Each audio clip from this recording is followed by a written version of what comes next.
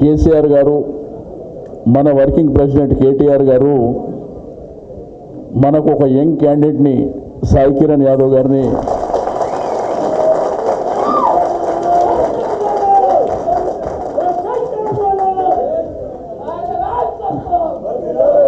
ఇవ్వడం జరిగింది. అయితే ఇక్కడ చాలా లెంతీగా మీటింగ్లు స్పీచ్లు ఏముండవు. ఓన్లీ ప్రోగ్రామ్ మీకు చెప్పడానికి, ఒకటి 25వ తేదీ మార్నింగ్ అంటే సోమవారం నాడు పొద్దున 9:30కు అసెంబ్లీ ఎదురుగా అమరవీరుల స్తూపం నుంచి నామినేషన్ వేయడానికి బయలుదేరడం జరుగుతుంది. కాబట్టి మీ డివిజన్లో మీ నియోజకవర్గంలో భారీ ఎత్తున మొన్న ఎట్లయితే ఇంపీరియల్ గార్డెన్లో బ్రహ్మాండంగా కొన్ని వేలాది మందితోని మన కేటీఆర్ గారు వచ్చినప్పుడు మీటింగ్ ఎట్లయితే పెట్టినామో అదే పద్ధతిలో అన్ని విషయాలు మీ ఎమ్మెల్యే గారు మాట్లాడతారు మీ నియోజకవర్గాల్లో. దయచేసి నేను కార్పొరేటర్లు కానీ మిగిలిన సభ్యులకు కూడా చిన్న కాన్స్టిట్యున్సీలో ఏదైనా ఇబ్బందులు ఉంటే కూడా కడుపులో దాచుకొని, ఏదైనా ఇబ్బందులు ఉంటే మీరు కూర్చొని మాట్లాడుకోవడం. పార్టీ కూడా కొంతమంది ఇన్ఛార్జీలను పంపిస్తుంది కాబట్టి ఏదన్నా సఖ్యత లేకపోతే, ఎందుకంటే ఎలక్షన్ రంగంలో బయటికి వెళ్ళినప్పుడు చిన్నవి మళ్ళా తేడాలు వచ్చేటువంటి సందర్భాలు ఉంటాయి. కాబట్టి మీరు అందరికంటే ఈ దేశంలో చిన్న వయసున్న క్యాండిడేట్ కాబట్టి మీరే కడుపులో పెట్టుకొని చూసుకోవాలి. రెండోది, నామినేషన్ అయిన 25 తారీఖు అయిన తర్వాత 26వ తారీఖు నుంచి పాదయాత్ర కార్యక్రమం ఉంటుంది. అది మీ ఎమ్మెల్యేసు, మన గౌరవ ఎమ్మెల్సీలు, కార్పొరేటర్లు, పెద్దలందరూ మీరు కూర్చొని ఎమ్మెల్యేస్ డిసైడ్ చేస్తారు మీ కాన్స్టిట్యున్సీలలో. కాబట్టి మీరు ఆ పద్ధతిలో మనం ముందుకు వెళ్ళాలి. ఇప్పుడు మన డిప్యూటీ స్పీకర్ గారు పద్మారావు గారు రాజ్యాంగమైన పదవి కాబట్టి ఇక్కడికి రాలే. వారు కూడా పాదయాత్రలో మీతో పాటు, మన కార్పొరేటర్లు అయితే మన నాయకులు సికింద్రాబాద్ నుంచి కూడా వచ్చారు కాబట్టి నేను మాట్లాడిన వారితోని. కాబట్టి ఈ పద్ధతిలో 2 అంశాలు మన ముంగట. ఒకటి, 100% గెలుస్తాం, దాంట్లో అనుమానం ఏం లేదు. దాంతోపాటు ఎక్కడ కూడా ఓవర్ కాన్ఫిడెన్స్ లేకుండా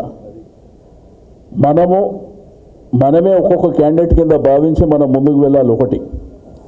రెండోది ఏంటంటే, ఈ దేశంలో ఇంతకంటే బ్రహ్మాండమైనటువంటి పరిపాలన ఎవరు ఇయ్యరు. ప్రజల కోసం ఇంత డెప్త్గా ఆలోచించేటువంటి నాయకులు ఎక్కడ లేరు దేశంలో. ఒక ఉద్యమ నాయకుడే ఈరోజు ఈ రాష్ట్రానికి ముఖ్యమంత్రిగా ఉండి ఏ ప్రజలకు, ఏ రైతాంగానికి, ఏ యువకులకు, ఈరోజు సమాజంలో ఉన్న ప్రతి ఒక్కరికి ఆలోచించేటువంటి వ్యక్తి మన ముఖ్యమంత్రి గారు. కాబట్టి ఈరోజు మనం చెప్పుకోవడానికి 100 ఉన్నాయి. కాంగ్రెస్ వానికి చెప్పుకోనికి ఒకటి లేదు. బీజేపీ వాడు చెప్పాలంటే మతం గురించి చెప్తాడు తప్ప వేరేది చెప్పడానికి ఏం లేదు. ఎందుకంటే అలా నరేంద్ర మోడీ ఇక్కడ హైదరాబాద్లోనో ఈ రాష్ట్రంలో పొడిచింది ఏం లేదు. ఈరోజు జంట నగరాల ప్రజలు సంతోషంగా ఉంటున్నారంటే 24 గంటల కరెంట్ ఇస్తున్నాం. దాంతోపాటు మంచినీరు, ఎంత ఎండాకాలం అయినా కానీ చిన్న ఇబ్బందులు వస్తాయి తప్ప నీటి సమస్య ఉండకుండా చూస్తాం. దాంతోపాటు డ్రైనేజీ సమస్య గతంలో చాలా ఉండే, ఇప్పుడు మెజారిటీ తగ్గింది. దానికి ప్రభుత్వం చేసినటువంటి, మన మున్సిపల్ మినిస్టర్ గారు చేసినటువంటి కృషి. దీంతోపాటు కళ్యాణ లక్ష్మి, షాదీ ముబారక్, ఏ ఆడకూతురు పెళ్ళైనా కానీ, ఏ మైనారిటీ ముస్లిం కానీ, క్రిస్టియన్ కానీ, సర్దార్జీ కానీ, ఎవరు పెళ్ళైనా కానీ మేమున్నాము అనేటువంటి ఒక ధైర్యాన్ని మన ముఖ్యమంత్రి గారు ఇచ్చారు. దాంతోపాటు పెన్షన్ ఇచ్చేటువంటి కార్యక్రమం కూడా మరి ఎలక్షన్ కోడ్ తర్వాత 2016 ఏదైతే అనౌన్స్ చేసినారో ఆ కార్యక్రమం వస్తుంది. దాంతోపాటు గతంలో 65 సంవత్సరాలు ఉంటే ఇప్పుడు 57 సంవత్సరాలకే చాలామంది దాంట్లో ఇన్క్లూడ్ అవుతారు. అది కూడా మనం జాగ్రత్తగా చూసుకోవాలి. రెండోది, బూత్ స్థాయి నాయకులు, మన కార్పొరేటర్ డివిజన్లో ఉన్నటువంటి ముఖ్య నాయకులు కరెక్ట్ తీరా ఎలక్షన్ పోలింగ్ అయ్యేటప్పుడు ఈడ ఓటు లేదు, ఆడ ఓటు లేదు అక్కడ అనేదానికంటే కొంత జాగ్రత్తలు మీరు మొదలే తీసుకోండి. జాగ్రత్తలు తీసుకుంటే చాలా ఈజీగా మనం గెట్ ఆన్ కావడానికి అవకాశం ఉంది. రెండోది, చాలామంది మన పార్టీలో జాయిన్ అవుతామని చెప్పి ఇప్పటికే చాలామంది మన ఎమ్మెల్యేస్తో కానీ మన నాయకులతో కానీ మీతో కూడా మాట్లాడుతున్నాం. కాబట్టి ఎవరు వచ్చినా మనం తీసుకుందాం. ఎందుకంటే ఇది ఎలక్షన్ సందర్భం కాబట్టి తప్పకుండా మనం అందరినీ కడుపులో పెట్టుకొని ముందుకు తీసుకెళ్లేటువంటి అవకాశాలు ఉన్నాయి కాబట్టి తప్పకుండా అందరినీ తీసుకొని మనం ముందుకు వెళ్తాం. రెండోది, మన యొక్క యువ నాయకులు ఈరోజు గ్రేటర్ హైదరాబాద్లో తనదంటూ ఒక ముద్ర వేసినటువంటి మన డైనమిక్ లీడర్ అయినటువంటి కేటీఆర్ గారి రోడ్ షో కార్యక్రమం కూడా మనకుంది. 3వ తారీఖున జూబ్లీ హిల్స్ సాయంత్రం 4:30 గంటలకు జూబ్లీ హిల్స్ నియోజకవర్గంలో 2 మీటింగ్లు ఉంటాయి. అక్కడి నుంచి 6:30 నుంచి 7 గంటల మధ్యన మరి ఖైరతాబాద్ నియోజకవర్గంలో 2 మీటింగ్లు ఉంటాయి.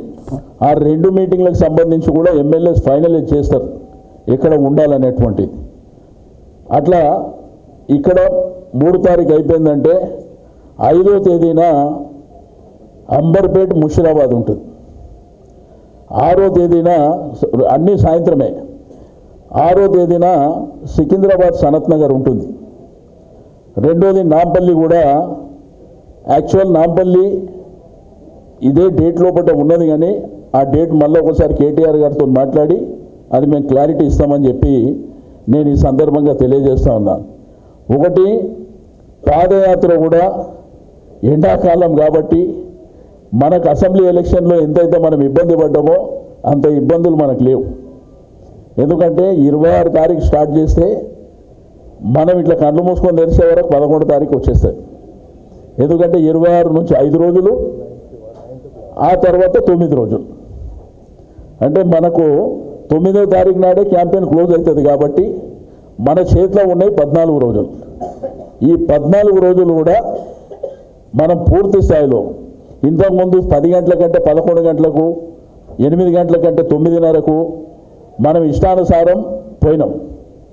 ఇప్పుడు అట్లా కాదు, ఎండ కూడా తీవ్రంగా ఉన్నది కాబట్టి మార్నింగ్ 7-7:30 స్టార్ట్ అయిపోతే ఒక 2 గంటలు మనం బ్రహ్మాండంగా తిరగడానికి అవకాశం ఉంటుంది. క్యాండిడేట్ కాబట్టి 7 అసెంబ్లీ సెగ్మెంట్లకు తిరగాలి కాబట్టి ఆ టైమింగ్ కూడా మనం చూసుకొని ఒక గంటన్నర అట్లా తీసుకుంటే మళ్ళీ అక్కడి నుంచి ఇంకో కాన్స్టిట్యున్సీ. మరి నేను కూడా తిరుగుతుంటా కాబట్టి ఇదొకటి, మీటింగ్స్ ఉన్నప్పుడు మీరు మీటింగ్స్ పెట్టుకొని ఇది చేసుకొని. రెండోది, కొంతమంది నాయకులు ఉంటారు పాదయాత్ర 8 గంటల కంటే అందరూ వచ్చి రెడీ ఉంటారు, మాత్రం లీడర్ మాత్రం రాడు. అప్పటికి స్టార్ట్ అయినాక అరే నాకు చెప్పకుండా మీరు ఎట్లెట్లా స్టార్ట్ చేస్తారని స్టార్ట్ చేస్తారు. అట్లా కాదు, కొంత టైమింగ్ అనేది చాలా ప్రధానమైనటువంటిది. మనకున్న తక్కువ టైంని ఎంత వరకు ఉపయోగించుకోవాలో అంత ఉపయోగించుకుంటే బెటర్గా ఉంటుందని చెప్పి నా యొక్క రిక్వెస్ట్. కాబట్టి దయచేసి ఇప్పుడు అసెంబ్లీలో కూడా మేమందరం తిరిగినాం, కానీ అసెంబ్లీలో తిరిగినంత మేము తిరగాలంటే కూడా కాదు. ఒక కాన్స్టిట్యున్సీలో తిరగాలంటే మినిమం 1.5 మంత్ తిరిగితే మొత్తం కాన్స్టిట్యున్సీ కవర్ కాదు. ఇప్పుడు ఉన్నంత వరకు తిరిగేటువంటి ప్రయత్నం చేసుకొని మనకు ముందు వెళ్ళాలి. ఇక నేను మీ అందరికీ కూడా రిక్వెస్ట్ చేసేది ఒకటే, నేను పరిచయం ఉండని లేకపోతే క్యాండిడేట్ పరిచయం ఉండని మమ్మల్ని వచ్చి డేట్లు అడిగి మీ ఇష్టానుసారం నువ్వు ఇక్కడ రా నేను ఇక్కడ రా అంటే ఇబ్బంది అవుతుంది. మీ ఎమ్మెల్యే గారి దగ్గర కూర్చొని అక్కడనే మీరు ఫైనల్ చేసుకోండి. ఎందుకంటే ఒక పద్ధతి ఉంటుంది, వెళ్ళడానికి కూడా ఇబ్బంది ఉండదు.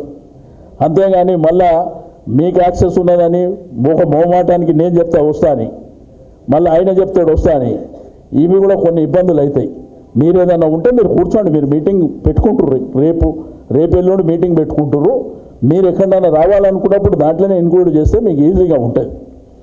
ఇది ఒక దయచేసి ఇది నా రిక్వెస్ట్ అని చెప్పి నేను ఈ సందర్భంగా తెలియజేస్తున్నా. కాబట్టి ఎండాకాలం కాబట్టి వీలైనంత వరకు మనం పొద్దున 7:30-8 దాటకుండా చూసుకుంటే కంఫర్టబుల్గా 10:30 వరకు మనకు తిరగడానికి అవకాశం ఉంటుంది. దాన్ని వీలైనంత వరకు మనం పాటించుకోవాలి. రెండోది, కాన్స్టిట్యున్సీలలో మాత్రం మీటింగులు పెట్టుకునేటప్పుడు కొంత డిసిప్లిన్గా ఉండి, డిసిప్లిన్గా కోపాలు లేకుండా ప్రోగ్రాంలు ఏదైనా డేట్లు మార్చడం లేకపోతే టైమింగ్ మార్చడం, ఒక డివిజన్కు లేదు అక్కడ పోతే ఇక్కడ ఇట్లా అనేటువంటివి కూడా మీరు కూర్చొని మాట్లాడుకోండి. ఎప్పటికప్పుడు నేను కూడా మాట్లాడుతుంటా కాబట్టి దయచేసి ఇది మనకున్న తక్కువ టైం లోపల 101% నేను చెప్తున్నా 4 లక్షలకు తగ్గకుండా మెజారిటీ వస్తుంది. ఎందుకంటే అందరూ ఏమాయమిలే. ఈడ అసలు వేరేనికి ఎక్కడ ఛాన్స్ ఉందని చెప్పి ఈ కాన్స్టిట్యున్సీలో ఇక్కడ ఉన్నది 6కి 6 మేమే ఉన్నామా, మనమే ఉన్నాం కదా, ఆ 7 కూడా మనదే. కాబట్టి వాళ్ళ ఇబ్బందులు వాళ్ళు పడతారు. కానీ మన ముందు ఉన్నటువంటి కర్తవ్యం ఏంటంటే మీకు పదే చెప్తున్నాం, ఈ గవర్నమెంట్ చేసినా మనం 100 చెప్పొచ్చు. వాళ్ళు చెప్పుకోనికి ఏమైనా ఉన్నదా? ఊరికే తిట్టడం మాట్లాడమే తప్ప. నిన్న మొన్న మీరేం చూస్తారు, కేసీఆర్ గారు కాంగ్రెస్ వాళ్ళని జాయిన్ చేసుకుంటారు. మరి ఆ దొంగలు జాయిన్ చేసుకోలేదా? అప్పుడు మాట్లాడిరా. మొన్న అసెంబ్లీ ఎలక్షన్లో చేవెళ్ళ ఎంపీ గారిని జాయిన్ చేసుకోరు, ఎమ్మెల్సీలను జాయిన్ చేసుకోరు. వాళ్ళు చేసుకుంటేనేమో చాలా మంచిది, మనం చేర్చుకుంటే. ఇక బీజేపీ వాళ్ళు ఏం మాట్లాడుతారు? మతం గురించి మాట్లాడుతారు. ఇక వాళ్ళకి ఏంటంటే మతం. మీరు ఒక్కటి గుర్తుపెట్టుకోండి, మీరైతే జనం మధ్యలో ఉంటారు. మీ ఎమ్మెల్యేలు ఎవరైతే బీజేపీ ఇంతకుముందు ఉన్నటువంటి నాయకులు ఒక్కడు కూడా ఇంట్లో చక్కగా పూజ చేయడు, కానీ ఎలక్షన్లకు మాత్రం దొంగ పూజలు చేయనికే ఇక జై భారత్ మాత అనుకుంటా అందరం అంటాం. కాదని ఎవరంటారు? అది ఎలక్షన్ రాగానే. రెండోది ఏంటంటే మనకు విచిత్రమైనటువంటిది, కాంగ్రెస్ వాడు ఏమంటాడు, నువ్వు బీజేపీతో మిలాఖత్ అయినావు అని వాడంటాడు. బీజేపీ వాడు ఏమంటాడు, నువ్వు ఎంఐఎంతో మిలాఖత్ అయినావు అని. ఎంఐఎంతో మిలాఖత్ ఏంది? ఎంఐఎం మా ఫ్రెండ్లీ పార్టీ అని రాయల్గా చెప్పినటువంటి పార్టీ మనది. ఏదో వీళ్ళలాగా చీకటి దొంగల్లాగా కాదు, డైరెక్ట్గా రాయల్గా అది మా ఫ్రెండ్లీ పార్టీ, మేము కలిసే ఉన్నామని చెప్పినటువంటి పార్టీ మనది. రెండోది, నరేంద్ర మోడీ గారు ఏమన్నా చేసిర్రా మనకు? ఏమన్నా వాళ్ళు చేస్తే ఒక్కటన్నా ఇది చేసినామని చెప్పాలి. రెండోది, ఇంతకుముందు సికింద్రాబాద్ పార్లమెంట్ లోపల ఒక ఎంపీని గెలిపించినాం. నిన్నటి వరకు ఆయన ఎంపీగా ఉన్నాడు. ఎక్కడన్నా ఈ 7 నియోజకవర్గాలలో ఏదన్నా ఒక కార్యక్రమం చెప్పమనండి. ఇప్పుడు వాళ్ళకు వచ్చినటువంటి ఏదైతే ఎంపీకి సంబంధించినటువంటి డెవలప్మెంట్ ఫండ్ ఏదైతే వస్తుందో అవి మురిగిపోయినాయి. ఇక్కడ కూడా ఇవ్వలే. కావాలంటే అది రికార్డ్ అంతా కలెక్టరేట్లు ఉంది. ఇక వాళ్ళు ఏంటంటే గొప్పగా మాట్లాడుకునేటువంటి ప్రయత్నం చేస్తారు. నేను అసెంబ్లీ ఎలక్షన్ల ముందే మీరు కూడా టీవీలో చూసాను, బీజేపీ వాళ్ళు ప్రతిసారి మాట్లాడితే మేము ఆల్టర్నేటివ్ అన్నారు. నేను ఆ రోజు ఏం చెప్పినా, ఉన్న 5 మందిలో అయితే 5 మంది గెలవండి, అప్పుడు చూసాం ఆల్టర్నేటివ్ అంటే. ఉన్న దాంట్లో 4 బాగా ఒక్కోళ్ళు మిగిలే. వాళ్ళకి ఇలా గతే లేదు, మేము ఆల్టర్నేటివ్ అంటారు. నిన్న కూడా మేము ఆల్టర్నేటివ్ అంటారు. కాబట్టి ఇవన్నీ ఉంటాయి. కాబట్టి దయచేసి ఇవే 3-4 అంశాలు. ఈ 3-4 అంశాల మీద దయచేసి నేను గౌరవ శాసనసభ్యులకు, ముఖ్య నాయకులకు అందరికీ రిక్వెస్ట్ చేసేది, రేపు ఎల్లుండి 2 రోజులు ఉంది కాబట్టి రేపు వీలైనంత వరకు రేపు పొద్దున కానీ సాయంత్రం కానీ మీ కాన్స్టిట్యున్సీలో ముఖ్యమైన నాయకులతో మాట్లాడుకొని షెడ్యూల్ తయారు చేసుకొని, దాంతోపాటు నామినేషన్కి వచ్చేటువంటిది కూడా మరి ప్లానింగ్ చేసుకొని మనం ముందుకెళ్దాం.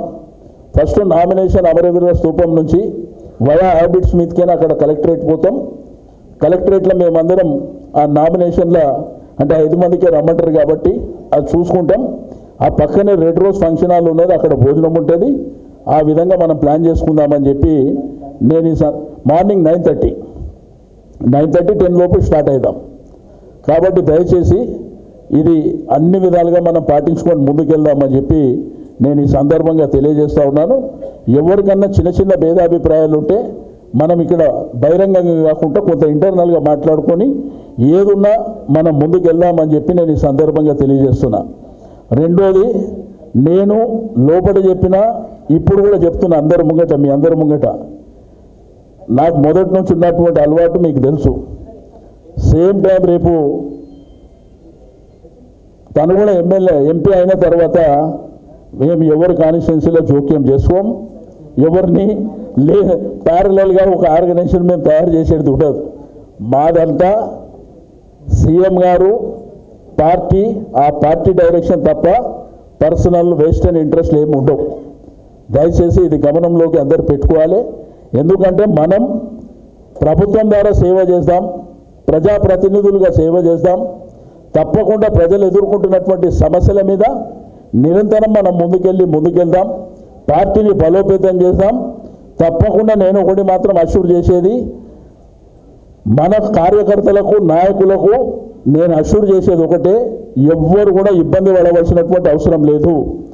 సగం రాత్రిని మీకున్నటువంటి ఇబ్బంది ఏదైనా ఉంటే మేమందరం ఉంటాం, మీకోసం ఉంటాం.